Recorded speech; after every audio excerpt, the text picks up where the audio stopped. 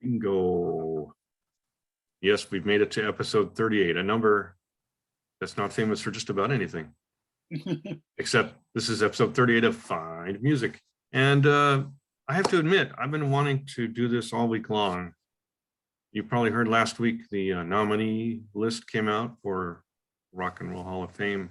And you can vote, of course. In fact, I think I'm going to vote right now, just to show you how easy it is. I voted the past 2 days in a row, so hopefully they'll let me vote again. Can I vote on a screen share? Here we go. Give it a try. All right, this is the page. Apparently I have to log in. That's not hard to do. They don't even ask for information. They just presume. Oh yeah, you're with Google, you're in. Okay, I'm in. And so basically, here are the nominees. I think there's 17 of them. I could go with my son's favorite band, Rage Against the Machine. I could go with one of my early favorites, Devo. I have a soft spot for the Eurythmics too. You're supposed to vote for 5 of them. Oh, Kate Bush, my first love. Okay. I need one more. Who's it gonna be today? You know, Phil Akuti, he's last place in the voting. I'm very bad about that.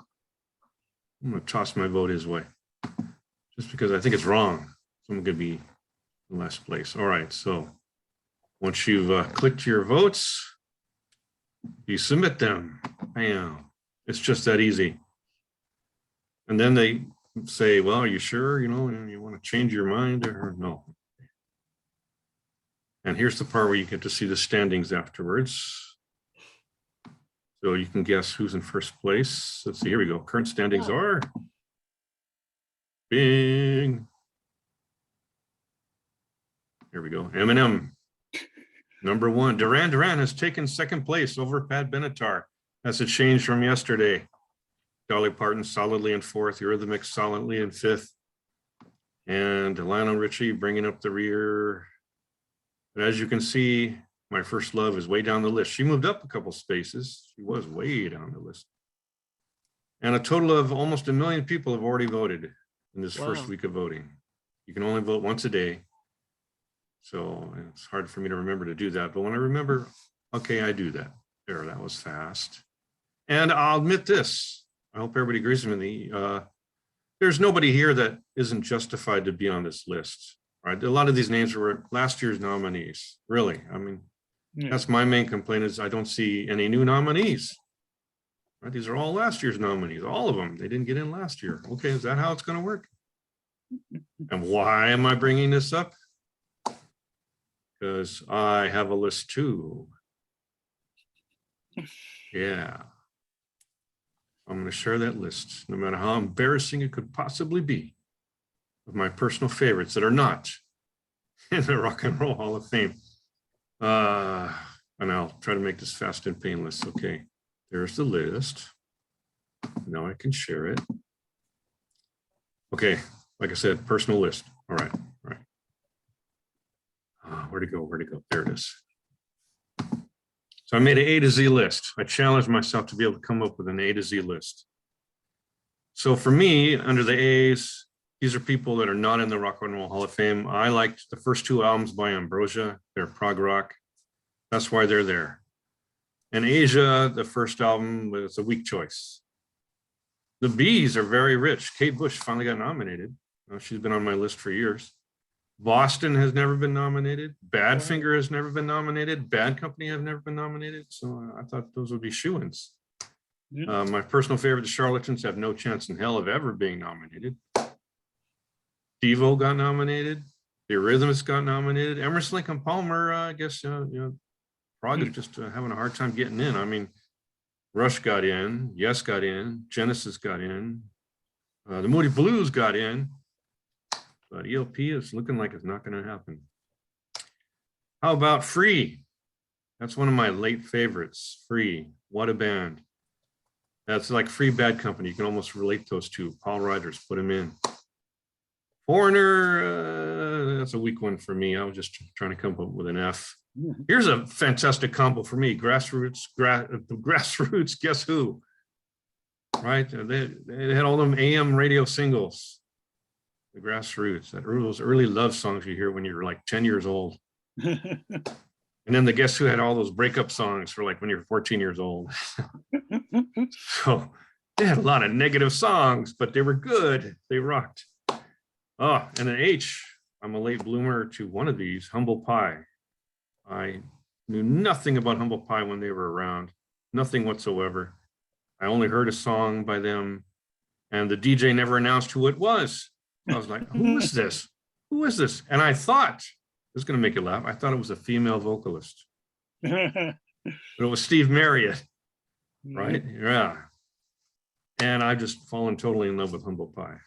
Yeah. And I can't remember exactly how, but I've always been a Mott the Hoople fan. So, you know, I checked out Ian Hunter and love his work too. I think he's one of the few musicians in their 80s who can still produce great music. He's still producing great music. They call him a trad rocker. I guess so. Yeah, he's got this song, Dead Man Walking. I don't know if you ever heard it. It's spectacular. He wrote it 20 years ago when he was in his 60s about being a has-been in the music scene. Great song, great. And I went to see him in concert too. Some club downtown LA. I can't remember the name of the club right now. It's a beautiful day. I had to have an eye. White Bird, that's an easy one. Jethro Tull. Yeah. I couldn't believe this. How can this be? Don't they transcend Prague? I could be wrong. No, I was a young teenager, very young teenager when they were making it big. I was like 14. King Crimson. What's going on here? Not even nominated? I can explain that one. Oh yeah, how? Go ahead. Well, it's the same thing. Robert Fripp is at war with the rock establishment and the recording business. Oh, so yeah, that'll do it. They'll never let him in because of that.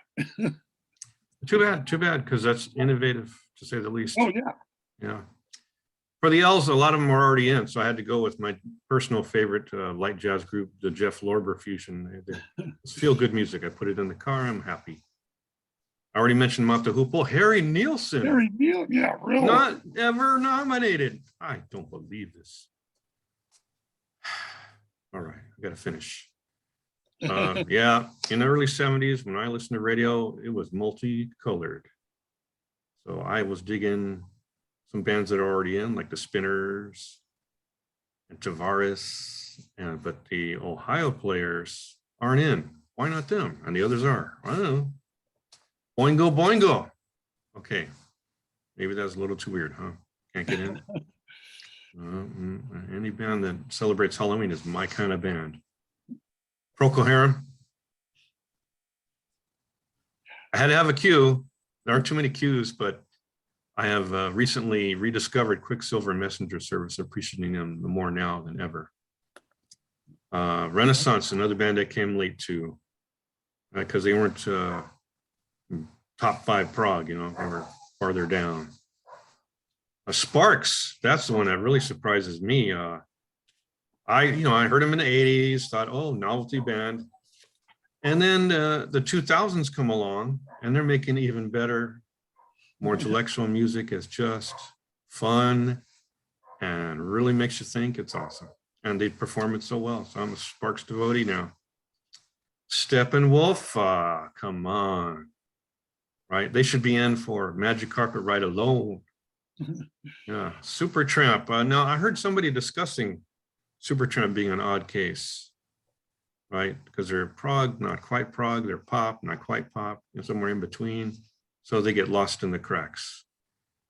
One band that doesn't get lost in the cracks is Sweet, right? They were poppy pop. I remember going to Target to a vending machine that you could buy single cassettes, right? You put $1 in and you get a single cassette, a cassette single. And I bought Little Willie, which had the backside, The Man from Mecca, which really rocked. So I learned 2 sides of Sweet right from the get-go. So they're my guilty pleasure. They are. I enjoy them far too much. 10cc, I guess they're too quirky. Quirky doesn't go in, huh? No. Thin Lizzy, when I was in high school, they were big. Three Dog Night, they don't do their own music, but they're the best interpreters I can think of, next to Linda Ronstadt, right? UFO had two incarnations. Everybody knows the 80s one. UK made probably the best prog album of the late 70s, right? Wall of Voodoo, quirky, love it, love it. Halloween, all over their music. I love it, love it. And War. I think War should be a shoe-in too, right? They had many hits. But I got in trouble with this next one, X. I tried putting X, you might remember, Yeah. in my subject field, and YouTube didn't want to post it. Can't put X in a subject line. So I had to change it to Neil Young. Yeah, so maybe that's part of the problem for them. They should be in. They're so seminal. I remember listening to them in the early 80s. Oh my God. Right. Yellow Magic Orchestra. If you heard of them, they're kind of like Japanese Kraftwerk.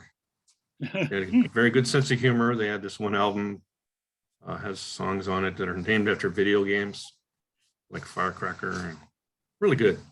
And to end the infamy, Warren Zevon. Oh my God.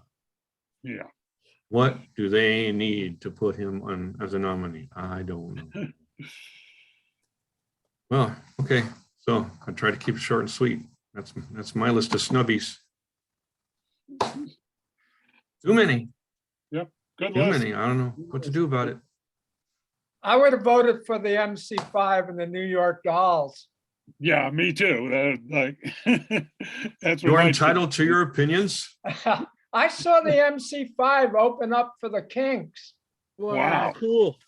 Openers. Wow. They were dynamite live. Kick They out were the just jams. dynamite. Yeah.